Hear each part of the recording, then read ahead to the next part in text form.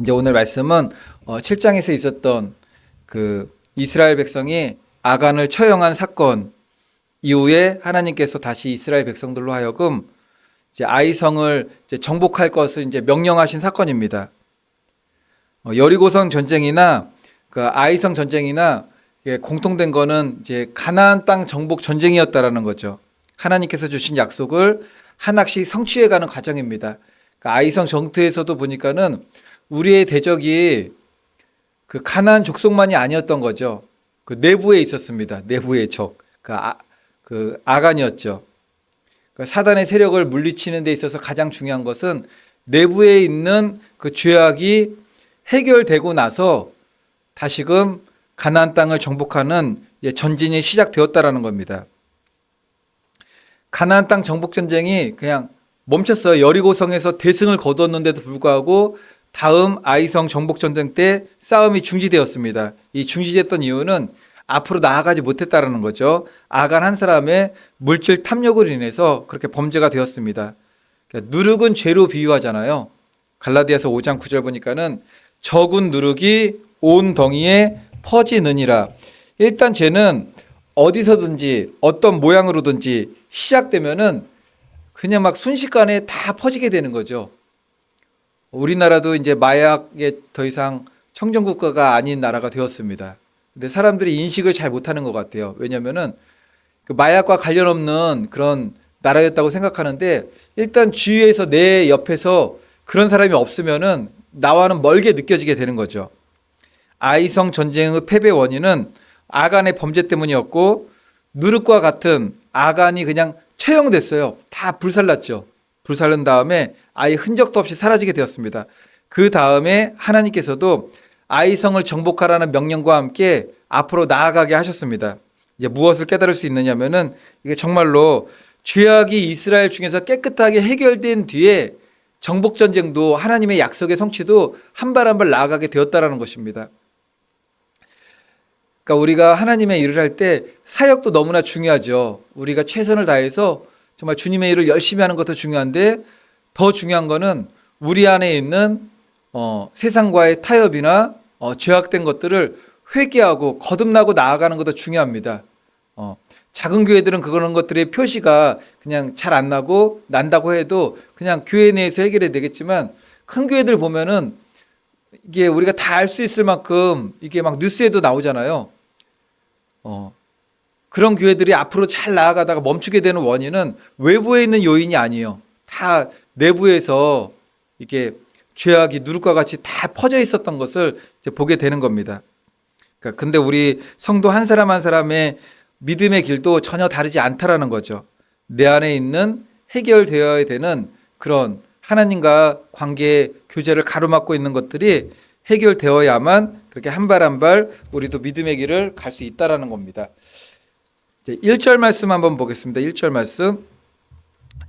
여호와께서 여호수아에게 이르시되 두려워하지 말라, 놀라지 말라, 군사를 다 거느리고 일어나 아이로 올라가라. 보라, 내가 아이 왕과 그의 백성과 그의 성읍과 그의 땅을 다 내 손에 넘겨 주었으니.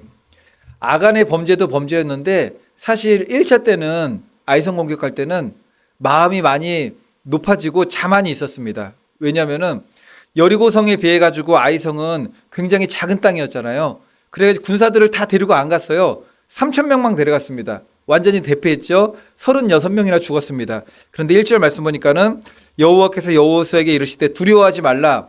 아이성에서의 첫 번째 전투에서 이게 실패를 맛보았기 때문에 마음이 두려운 거죠. 이거 어떻게 되는 것인가. 놀라지 말라. 군사를 다 거느리고 일어나. 다 거느리고 일어나래요. 드디어 아이성을 정복하라는 하나님의 말씀이 여호수아에게 임했습니다. 아이 왕과 그의 백성과 그의 성읍과 그의 땅을 다 내 손에 넘겨 주었으니 취하라. 근데 첫 번째로 아이성 전투할 때는 이런 말씀이 없었잖아요. 여리고성에 대한 경험으로 그냥 나갔던 거예요. 여리고성을 이렇게 싸웠으니까 우리는 적은 숫자만으로도 이길 수 있다. 하나님의 말씀이 없었는데 경험 가지고 나갔다가 내부에서의 적, 아간의 범죄 때문에 또 하나는 마음이 너무 자만했어요. 군사 숫자 다 안 데리고 가도 된다. 몇 명만 데려가도 된다. 근데 중요한 거는 몇 명이 아니라 뭐 다 데려가든 뭐 3천 몇 명 데려가든 어느 때는 하나님께서 3천 명이 아니라 300명의 기도원의 용사를 더 적은 숫자를 원하실 때도 있잖아요. 중요한 거는 우리가 하나님의 뜻과 말씀을 따라가려는 그 믿음이 중요한 거죠. 숫자에 있지 않습니다. 하나님께서 많은 숫자를 동원하라 하실 때도 있고 3천 명도 아닌 300명을 동원하라 할 때도 있지만 중요한 것은 하나님의 말씀을 우리가 귀 기울일 수 있는 음성을 들을 수 있는 그런 믿음의 길을 가야 된다는 것입니다.